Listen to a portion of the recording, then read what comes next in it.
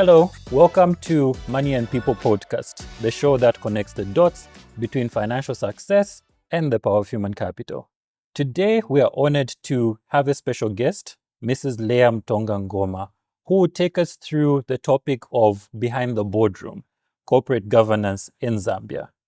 Mrs. Mtonga, it's a pleasure having you on our show today. Thank you very much. Okay. Thank you for having me. Thank you. Just to get the ball rolling, who is Lam Tanga? Okay, Lam Tanga professionally is a lawyer. I'm a lawyer by profession. I've been a lawyer for the past 27 years. But for purposes of how I'm known in the public, I am known as a corporate governance expert and a personal brand. Okay. And if you were not a lawyer, what would you be doing? I think I would be a creative, and I think I am privileged to do both. One is more prominent than the other. Obviously, my job as a lawyer and a company secretary is more prominent, but I think that my brand is my own creation, and so that's why I feel that if I wasn't a lawyer, I would be a creative. From childhood, I've always wanted to make things that resonate with my personality. Oh, that's wonderful. I'm glad you talked about childhood. You mentioned childhood, but would you like to share a bit about your journey? What sparked your interest in corporate governance? First of all, I've always wanted to be a lawyer, even when I didn't know anything about the profession. So I'm lucky to have become a lawyer. In terms of corporate governance and how I fell in love with it, my first proper engagement after qualifying to be a practicing lawyer was with an airline, which is obviously a corporate. I was very young at the bar when I was engaged as a corporate legal counsel for that company. And I worked there for about 2 years or 2.5 years. And I went into private practice as a lawyer, where I spent 5 years. After that 5 years, I joined the corporate world again, but particularly with parastatals. So parastatals are companies and organizations where the government has a major stake. So I have done most of my corporate practice in the parastatal sector. And like I had said earlier, I feel that I'm a creative and I like to enjoy everything that I'm doing. And so I found corporate governance exciting as I went through it in my journey. And I thought that because it has a lot to do with human beings and human beings trying to reach their full potential in terms of performance, whether in an organization or personally, I took a very keen interest in corporate governance, not so much focusing on the theory, but focusing on the practice. And that's what made me fall in love with corporate governance. Okay, that's very interesting, especially on the practice side. And what would you say was your most surprising or unexpected lesson? Over the years, um, again, I've considered myself as a very clear person when it comes to expressing myself. And what I found most surprising is being misunderstood, even when I thought that I was clear. And I think more surprising is being understood as though I was being destructive when I am coming from a good place. And I'm grateful for that experience because it has helped me to have a sense of emotional and ethical intelligence. And so I navigate better around potential to be misunderstood. That's fascinating. And it's actually nice that you talk about being understood, especially when you meant well. I think it's a struggle that a lot of people, go through. You mean well, and you find the reception to what you're proposing is just, far from it. But how do you then, handle that? Because you'd have prepared and you'd have had the best interest of the company in this place at heart, and then you just receive this backlash. How do you go back? How do you introspect? And how do you make a comeback to make sure that, you know, things are clarified in this alignment? I think that the principle of empathy plays a very pivotal role in your wanting to be understood, because wanting to be understood is what I want. But I must also understand the responses that I'm getting from others. And I think that, like I said, I enjoy corporate governance because it takes you to a lot of places. And one of the places it takes you is how to work with other personalities. And so you find that if you understand your colleague and where they're coming from, it's easier to meet at middle ground or common ground. No, thanks for that. And we have learned over time the power and the value of corporate governance. And from your preamble, you talked about having worked for an airline, having go it alone in the private sector, and then working for a parastatal. So have you basically noticed any differences in organizations where there is corporate governance and where there's none? Is it very evident to say, no, there's no governance there? And what are some of the differences and what are some of the advantages of corporate governance? Well, first of all, maybe I'll start with what is a corporate. A corporate is also described as a person. So it's a separate person from a natural person. I'm sure you have seen court cases where companies have been sued in their capacity as companies. And because these companies cannot speak for themselves and have no feelings like we, the natural people, it needs other people to speak for them or to act for them. That's why we're called corporate governance actors. We act on behalf of these companies. And for you to be able to act on behalf of somebody else, I'm sure you agree with me that you have to have an understanding of that somebody to be able to speak on their behalf or act on their behalf. And because of that, proponents of corporate governance have come up with certain practices that are similar across the board with corporates. And one of the things is to regard the company as a separate person and act on behalf of the company. But as you know, the company has got different structures. It's got people who have shares in those companies. And I think, loosely speaking, we call those people owners of the company. But at law, those people are actually separate from the company because they're their own person and the company is also their own person. And how does that company operate? Who calls the shots? That's where corporate governance comes in. The people who put the money in the company for the company to be able to operate are called shareholders, isn't it?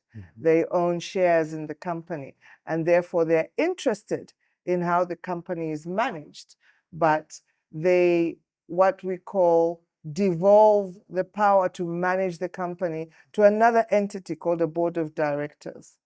Again, under the board of directors, there is management, and there's the rest of the staff or the operatives of the company. But for them to be able to operate There must be systems, isn't it? Controls. How is this money that has been invested in the company going to grow? Who is going to make sure that it grows? Who is going to make sure that it is not the subject of fraud and leaves the company and there'll be no profit for the shareholders to get their return on their investments? So corporate governance is very important because it is a mechanism for the company to achieve its goals. No, that's very insightful. And in setting up and implementing a structure, a framework, what sort of challenges have you faced in the past? Well, that's a good question. What challenges have I faced in the past? Personally, sometimes you struggle to convince those in authority that this is needed for good governance. Maybe at that time, the resources are not there, and decision makers would rather use the resources for something else. And then when you map how the company is doing against good practice, you'll find that there's nothing happening there. Not because there's nobody in the organization that can advise, but there's another factor that will be resources. The other thing that I think would affect corporate governance practice or there being structures is the attitude. Like I said, corporate governance is about people. So if you want something to happen, you must have an attitude that focuses on results and getting things done. And it's the same attitude that you should gravitate towards the kind of behavior that you're going to have in an organization so that you can achieve your goals. So there are things like ethical behavior that is pivotal in an organization and doesn't necessarily involve financial resources. It involves an attitude.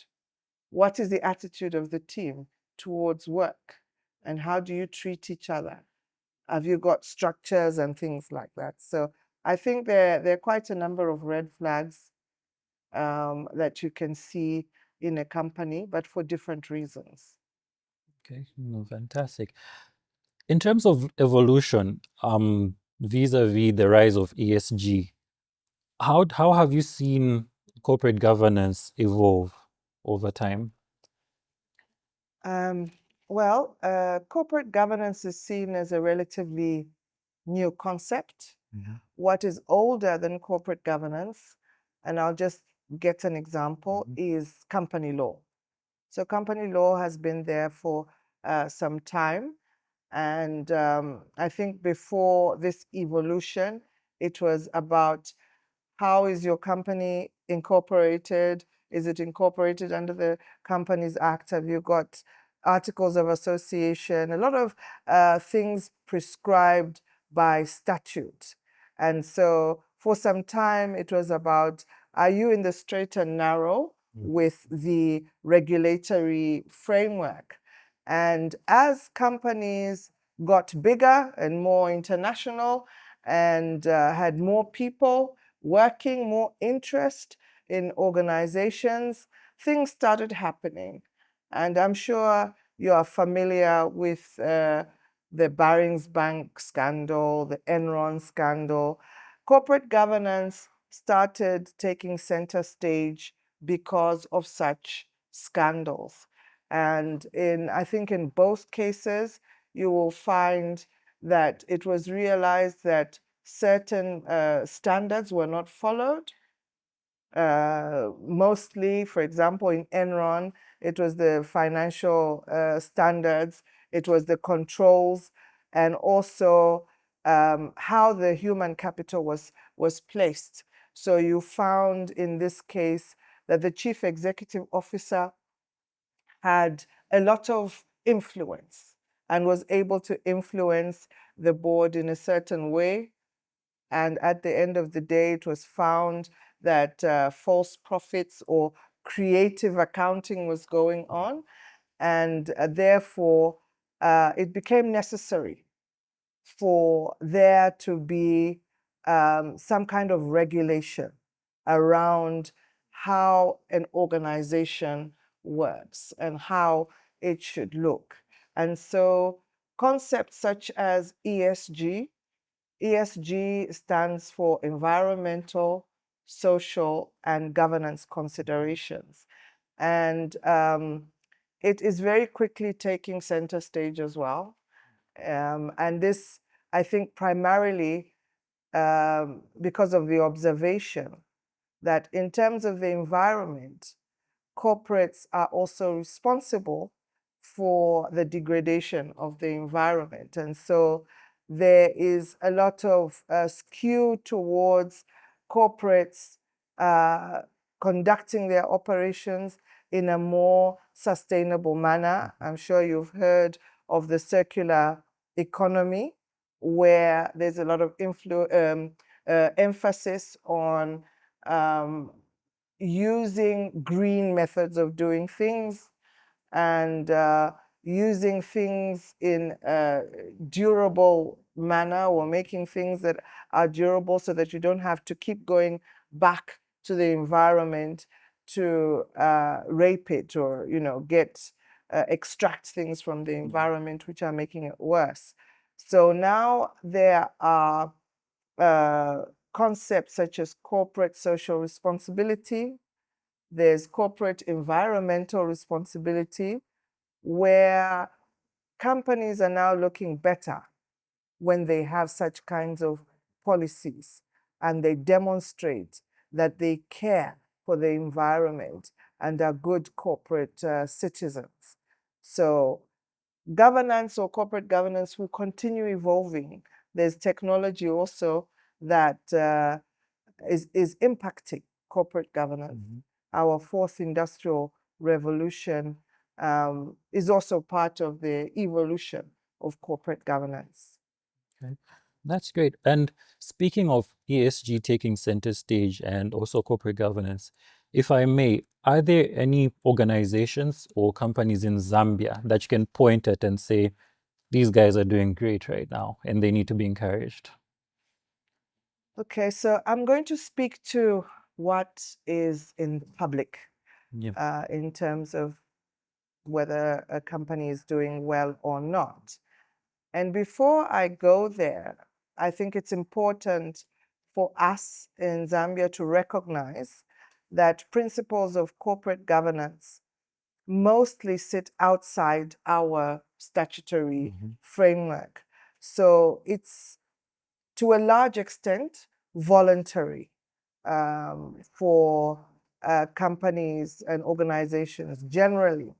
But having said that, there are some organizations where the law provides for the adherence to corporate governance. And you'll find this in the public listed markets. The stock exchange will have certain regulations in relation to corporate governance. In the banking sector, you have corporate governance entrenched in the law. I know that even in the insurance sector, which is non-financial, there are corporate governance directives. And so that would be the best place to go in terms of who is doing what. I think they have an advantage over those who just volunteer to adopt certain practices. And so in Zambia, I know of CEC because I presented an award to them, I think a year or 2 years ago, on behalf of a certain organization.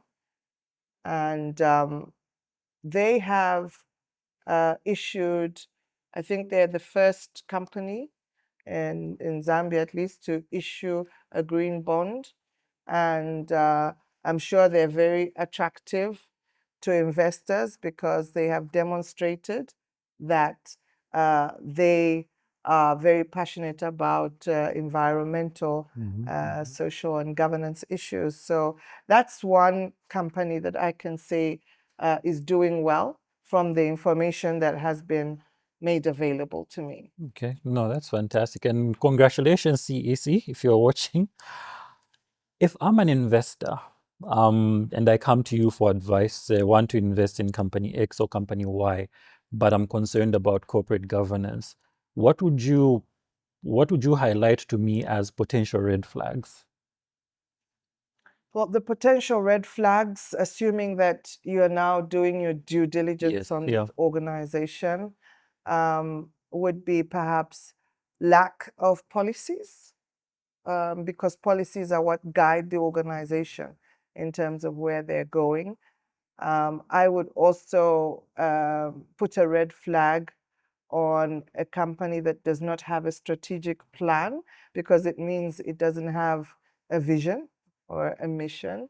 And so it will be very difficult to know where the company is going. Financial performance is also one of the key things to look out for.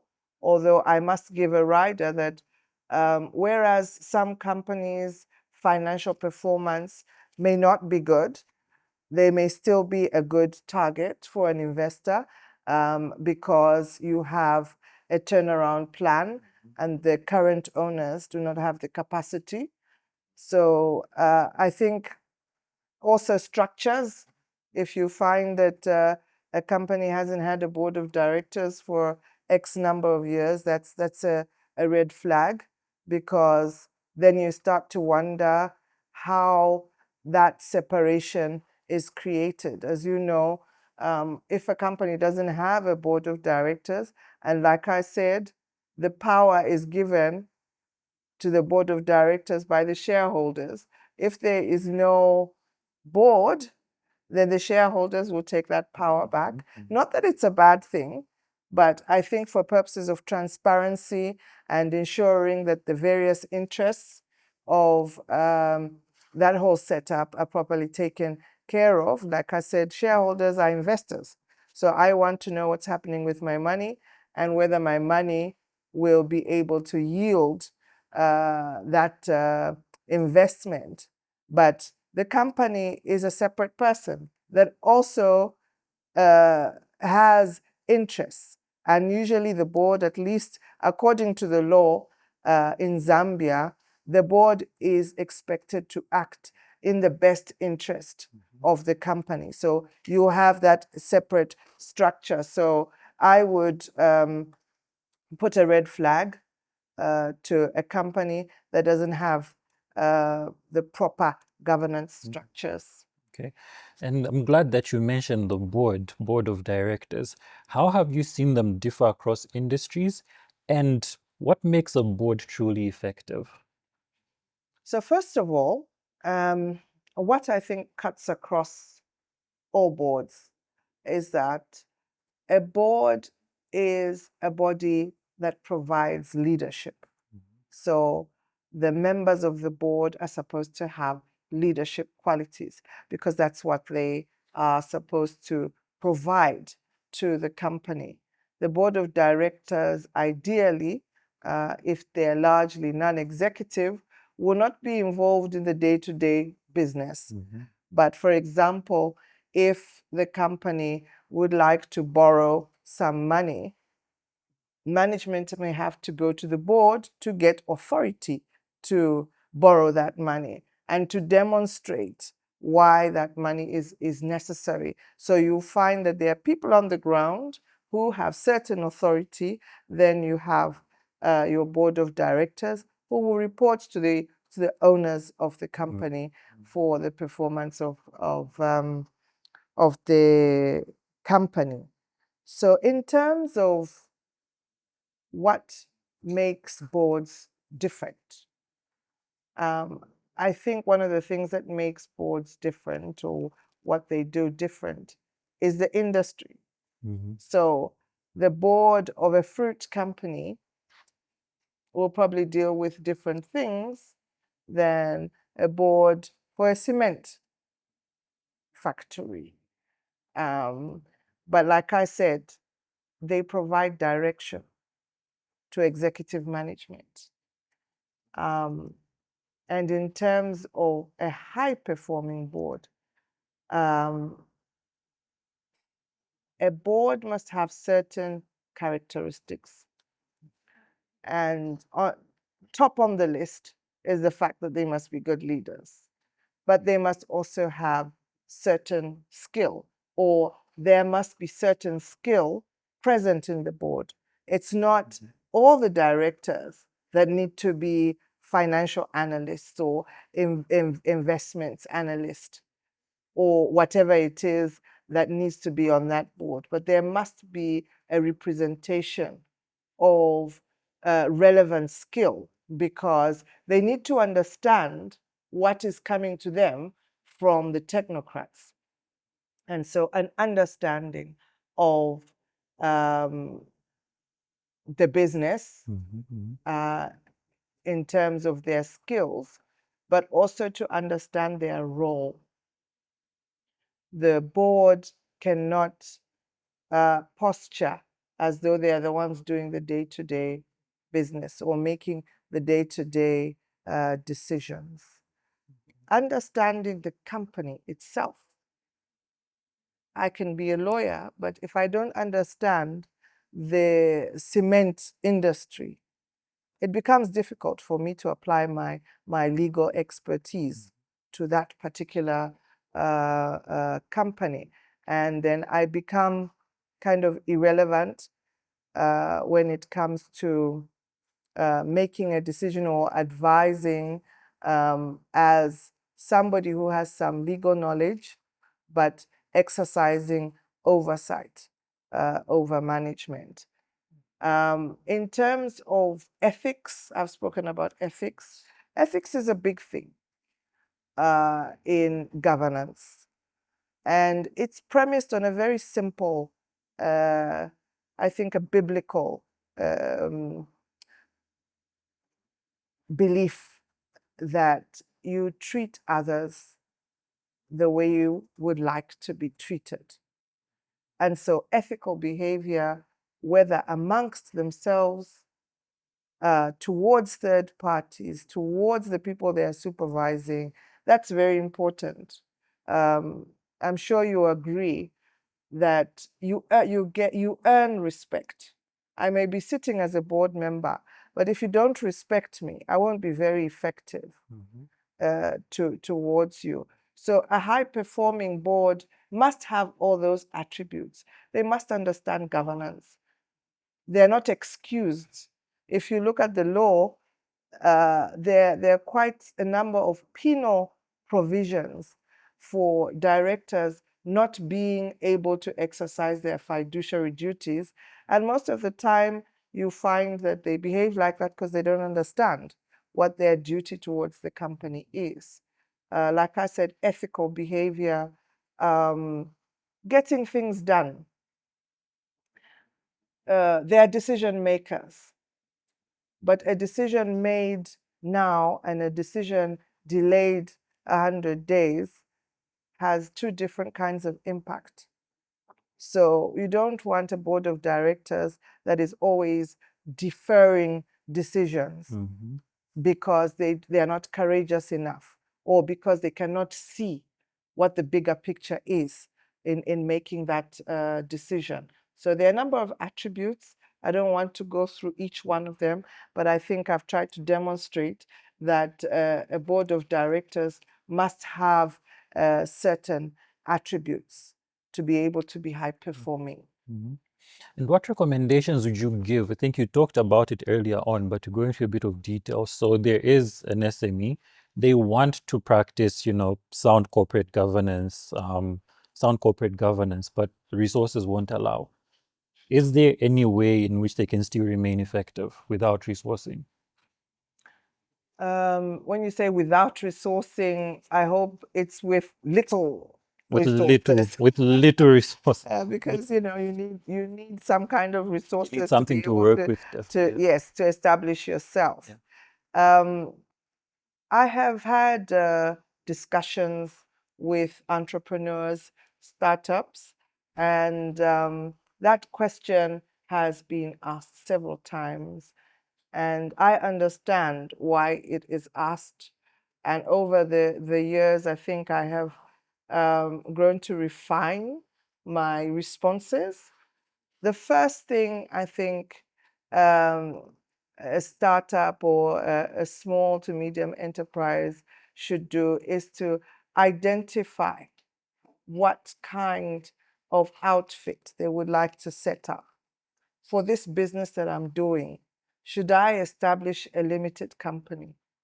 Or should I be established as a sole trader or business name? What are the implications in terms of financial implications? What is it that I need? What about the tax? What am I going to have to put in place? So identifying what you want to do and how you should establish your business is very important. But also, corporate governance is a very big thing. And in some cases, it requires for you to have some kind of muscle to be able to have those controls or those systems. But you must first look at what do I need to be able to comply at a minimum. And I'll give you an example. At a minimum, if you set up a limited company, you must have 2 directors. So at a minimum, you have to register 2 people. Those 2 people have the power to make all these decisions that I'm talking about. You do not have to have a board of directors with 7 people. Because so 2 is so you can start 2 with is 2. the minimum. Okay. And that will be enough for you to demonstrate that you are compliant. Aside from that, like I said, 2 is the minimum. Sometimes between the 2 of you, you don't have the expertise. You will need other people to advise you. What can you do? So most people would set up sort of like an advisory council to advise the business and make it very clear that you have no money to pay them. I am in an organization where I'm a director, but I've agreed not to get paid. So there are people out there that are willing to give you that kind of advice. And then you don't have to pay for it. So you have to be ingenious. You have to work around that framework. There are some interventions in terms of tax that you may be exempted from as an SME, and you have to find out what kind of amnesties or exemptions are there in this area. And so you can have systems in place. I would encourage that you have systems in place, even at a minimum, because that is what sets your foundation. Don't wait to have a lot of money to now have a board, because there'll be a lot of things that will be happening to that lot of money that you've made because you don't have systems. And so an SME can be compliant with corporate governance, at least at a minimum level, and that will help them as they grow. And as you grow, you will have 5 directors. As you grow, you have more of this and that. And as you grow, you will have more policies that will demonstrate that you are keen to be a good corporate citizen. So there is no excuse. You can still do it. Yes, you can still do can it still- because there's a legal framework that recognizes that businesses don't start big. Yeah. Okay. Yes. No, that's great. And we're now in a global environment. Different organizations are, becoming multinational and so on and so forth. What are some of the challenges that, cultural differences bring to governance? Well, cultural differences can bring challenges. I would like to see it more from a perspective of being able to embrace diversity. And having said that, I will just now go back to your question. The world is becoming smaller, but I think that we still maintain our individuality as countries and cultures. So, for instance, if you go to Asia, they have a certain culture in terms of how they do business. And if you compare their culture in terms of maybe economic culture, they are more on the saving side. Whereas in the West, there's more of a credit culture. So already, in terms of how they will see things, it will be a little bit different. If I had $1,000, I'd probably go and trade in one of my phones. But if I was sitting in another culture, I would more go with saving $800 of that $1,000 for a rainy day. And so that's a difference in culture. And also in terms of investment, you find that cultures are different. There are some cultures that do not encourage the charging of interest, for instance, but they still want to invest in a country where that is allowed.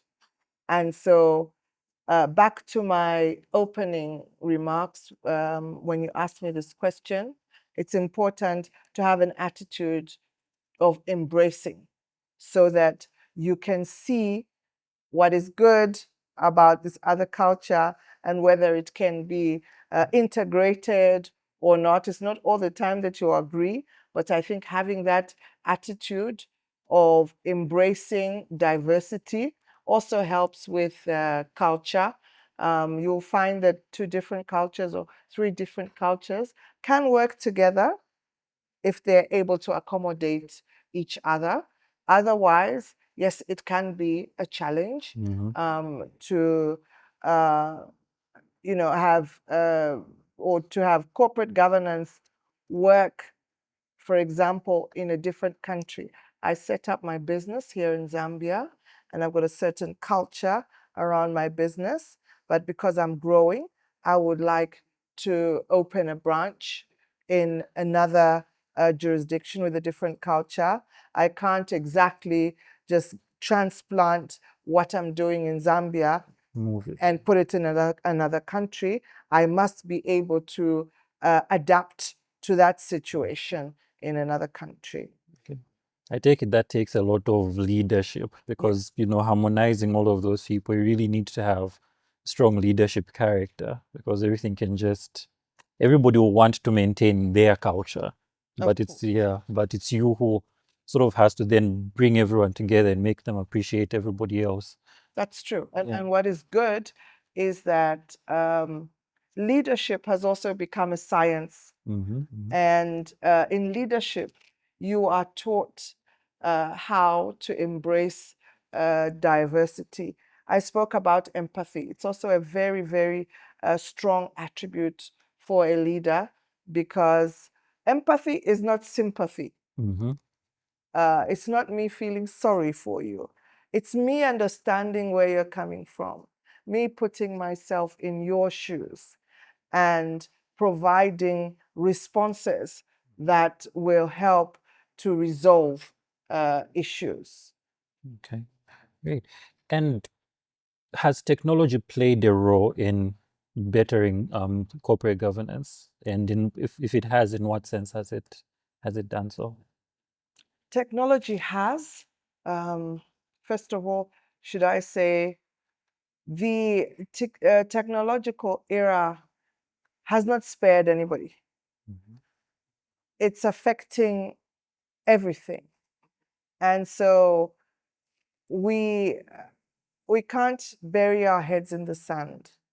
Speaking as a lawyer, technology has caught up with us. There's some of our traditions that just won't work now because of technology. Some business lines that have just fallen on the wayside because clients can now do some things for themselves.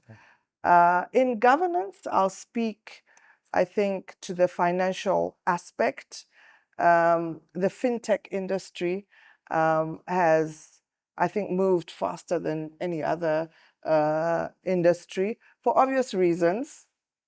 We want to protect our money, and so we want less human manipulation into the system.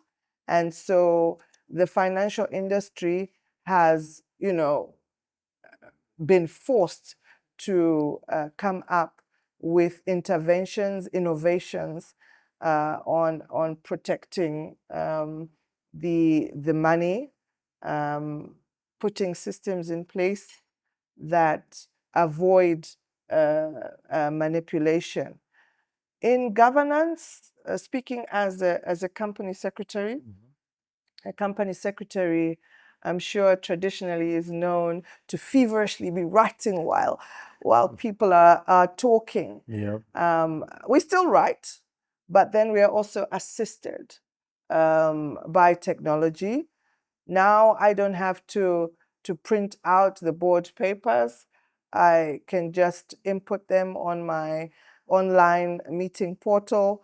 I don't necessarily have to bring people physically into a room because there's Teams and all of that. And it's made me more efficient because that system can actually do my notes. I can record if I'm given permission, although I don't like to do it if you ask me.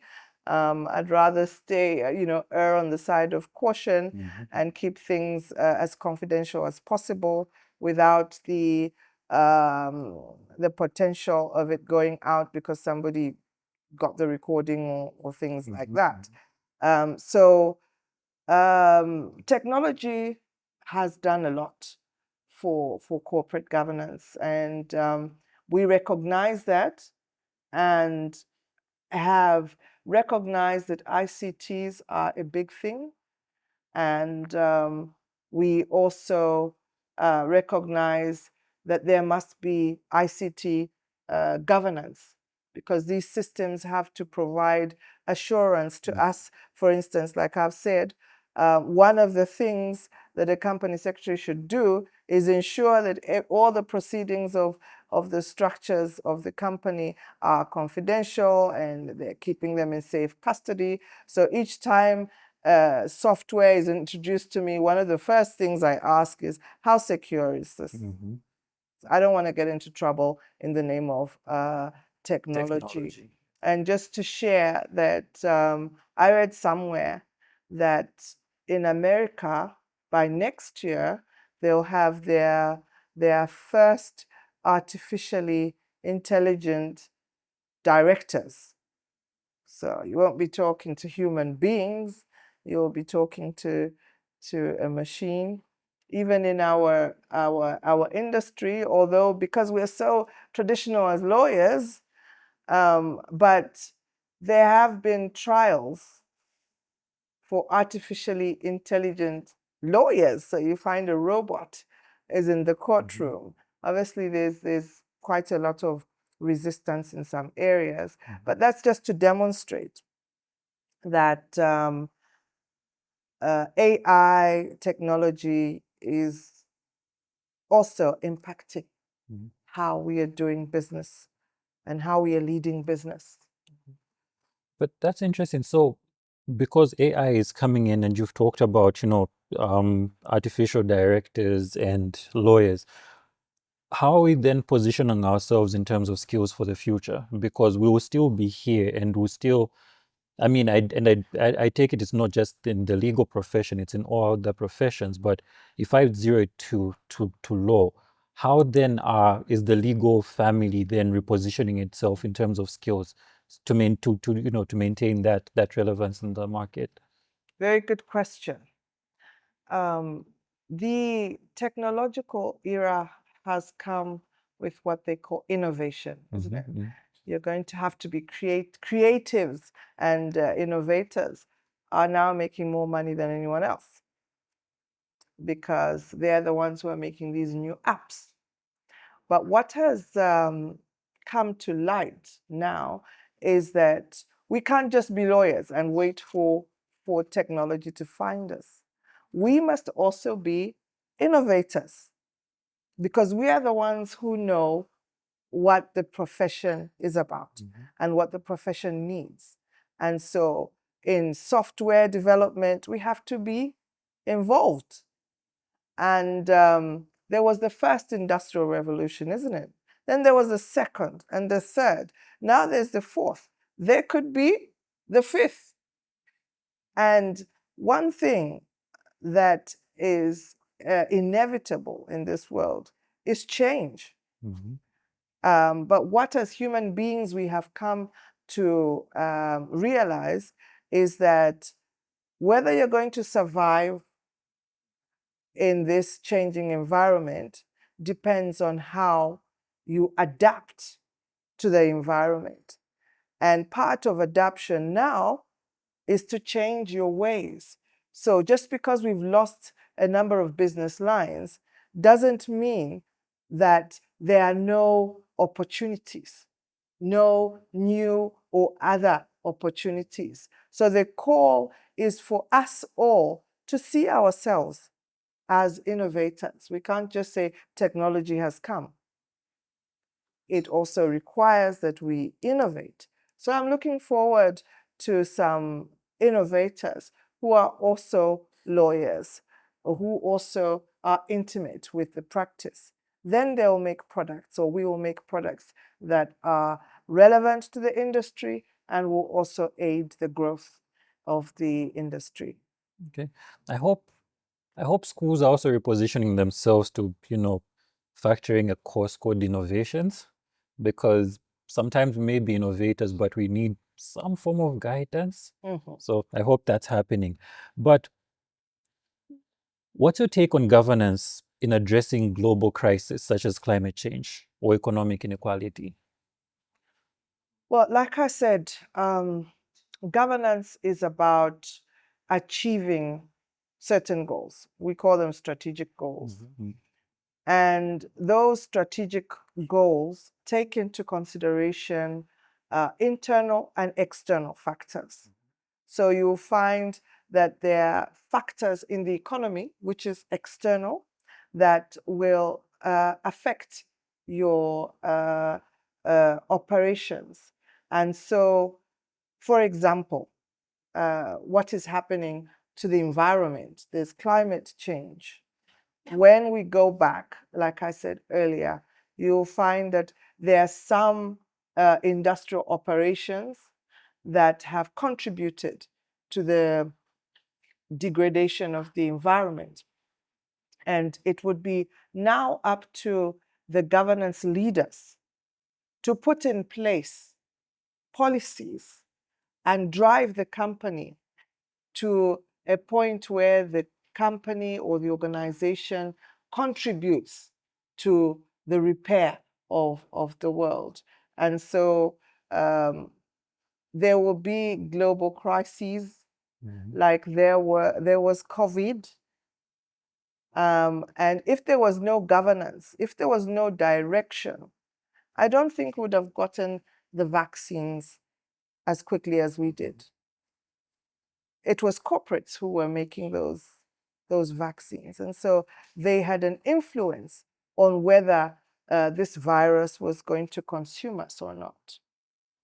Okay. And I remember how they really saved us because the rollout was quite fast, because the numbers were really skyrocketing, and you could see how we had to speed up production of that. And yeah, I guess, now that you've put it, it was the corporate and the governance of it to make such bold decisions. Okay. And if you could implement one universal change in corporate governance, what would it be?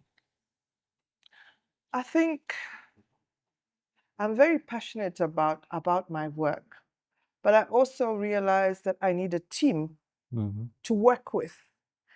And what I have experienced is sometimes you have one team, but your agendas are different. I've also seen that because of all these technological changes, there is a lot of emphasis on operational efficiency and also cost efficiency.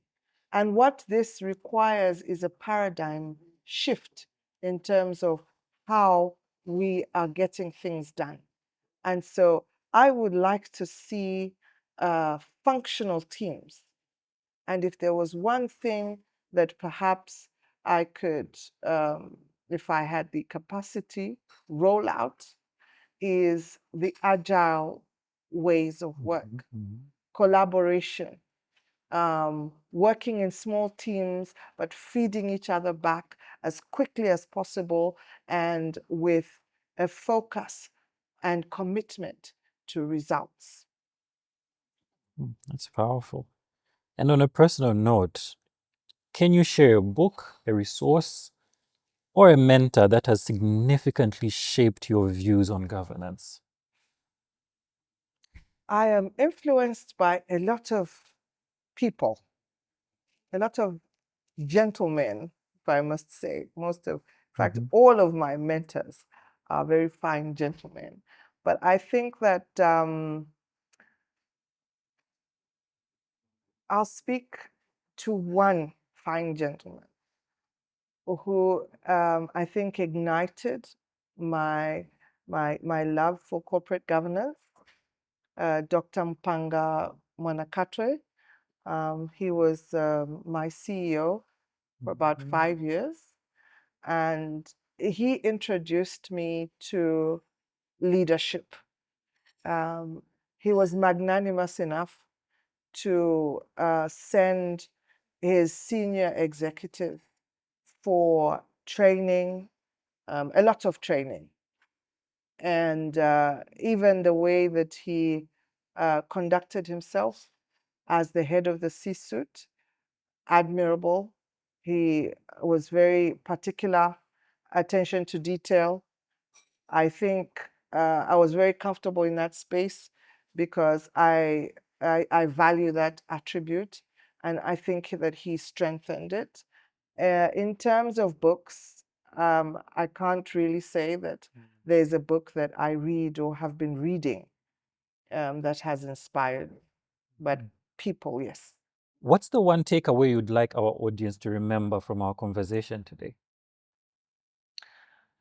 That corporate governance is for all corporate actors. It doesn't matter at what level that you are.